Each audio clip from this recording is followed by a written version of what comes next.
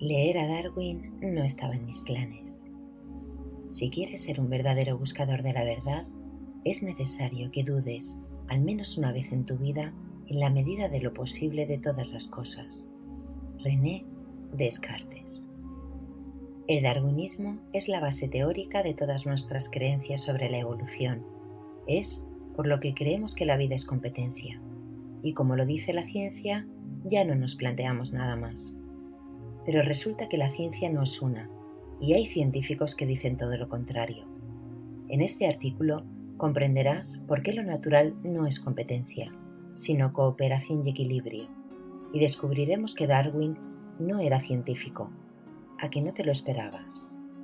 La fuente de este artículo es Máximo Sandin, profesor e investigador, zoólogo y experto en ecología humana, que es la interacción del hombre con el ambiente.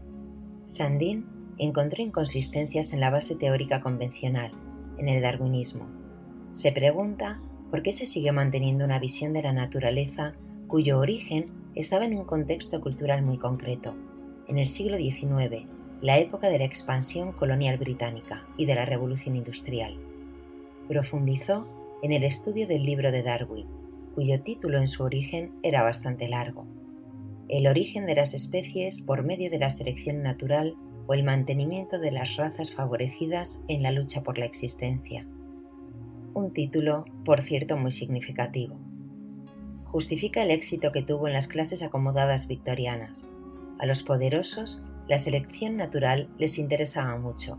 De este modo, había una teoría que explicaba por qué están donde están, y por lo tanto, ya tenían la excusa perfecta para seguir decidiendo ellos sobre el resto de la humanidad. La ciencia está en manos de un gran poder económico. ¿Se crea la ciencia a su imagen y semejanza? Podría ser. Por ello, la industria farmacéutica, la de los transgénicos y la agrotecnología está en manos de las familias más poderosas. El darwinismo se ha convertido en una cosmovisión, en una manera de ver la vida. Es un pensamiento único. Igual que existe un pensamiento único económico, también existe un pensamiento único biológico. La vida es competencia y decide la selección natural. Sandin decidió estudiar a fondo el darwinismo y la propia evolución. Esto le llevó a la visión evolutiva de Lamarck, que fue el primer científico, profesor de la Sorbona, que escribió una teoría evolutiva coherente, que expone que los organismos reaccionan al ambiente mediante estrés genómico, que es lo que produce las grandes remodelaciones, los grandes cambios genéticos. Máximo Sandin intentó plantear una alternativa coherente sobre la evolución en base a los datos recientes. De ahí surgió su libro Lamarck y los mensajeros, la función de los virus en la evolución. Pensó que con la publicación de este libro iba a provocar algún tipo de escándalo, pero lo que provocó fue el silencio más absoluto. Principalmente se centró en estudiar los registros fósiles para demostrar que si la evolución se basa, como dice Darwin, en pequeños cambios graduales, se debería haber encontrado más registros fósiles de esas etapas intermedias, y la mayoría son ejemplares finales. Lo que se encuentra son cambios bruscos. Después de su estudio profundo sobre el darwinismo, comprobó que las observaciones de Darwin sobre selección natural se basaban en su mayoría en la observación de animales domésticos, observación ya de base errónea. Para observar a los animales hay que observarlos en la naturaleza, en estado salvaje. Si no es así, ya existe manipulación y los resultados serán los que al humano le interese que sean. Según cuenta Sandin, Darwin era un naturalista aficionado, graduado en teología. En su autobiografía reconoce que con unas cualidades tan mediocres como las que posee, es verdaderamente sorprendente que algunas de sus aportaciones hayan sido acogidas por los científicos. Habla de los científicos como algo ajeno a él. Él no era científico. El naturalista que iba en el barco a las Galápagos era McCormick, y Darwin fue de acompañante del capitán. Antes de comenzar a trabajar como sacerdote o pastor, como él era un aficionado a la naturaleza, embarcó. Contrataba a aborígenes para que le hicieran las recolecciones y las enviaba a Londres. Esto le hizo muy famoso allí. Más tarde se fundó el X Club, formado por poderosos de la época, a la cabeza Henry Huxley, con el objetivo de promover el darwinismo. Tenían ideas eugenistas, tenían muy claro que ellos eran la culminación de la evolución y que los pobres estaban muy abajo y las otras razas más abajo todavía. Sandin remarca que es habitual que los más fervientes darwinistas no hayan leído jamás a Darwin. El darwinismo dice que hay una lucha por la vida, que la vida es competencia y el más apto está en el poder. En competencia permanente, los más aptos son los que dejan más descendencia y con el tiempo se produce la evolución. Pero que uno viva y otro muera no explica la evolución. Más que una teoría científica, es una visión de la vida. Cuando empezó a estudiar a Darwin, pensó que solo era una teoría científica obsoleta, anticuada y que había que mejorar. Luego, ya se dio cuenta de que es imposible cambiarla, aunque los datos que van saliendo la contradigan, porque es una creencia, una forma de ver la vida. Favorece mucho a la situación tal como está, porque la justifica científicamente. Por mucho que grandes científicos actuales piensen que hay que renovar la teoría de la evolución, de nuevo, silencio absoluto. Todo sigue igual, todo es competición, todos son competidores. Se elaboró de tal manera que no hay forma de cambiarla. Se propone como un descubrimiento cuando solo es una hipótesis. Hoy en día también hay un grupo de grandes magnates que se reúne constantemente para hablar de las preocupaciones filantrópicas por el aumento de la población. Pero la realidad es que no hay escasez de alimentos. No faltan alimentos para alimentar a toda la población. Lo que ocurre es que están mal repartidos. Hay alimentos que se destruyen para que no bajen el precio, se especula con los cereales, etc. Algunos han recibido tanto poder que se sienten autorizados a decidir el destino de la humanidad. La naturaleza no es una competencia, todo lo contrario, es un equilibrio de todos sus componentes. En la naturaleza todo está hiperconectado. Es un gran sistema del que todos forman parte y todos son fundamentales para su mantenimiento. Es absolutamente lo contrario a que la naturaleza es algo inerte y que los seres vivos están continuamente compitiendo. Esa visión que está llevando al mundo a la situación actual es justo todo lo contrario.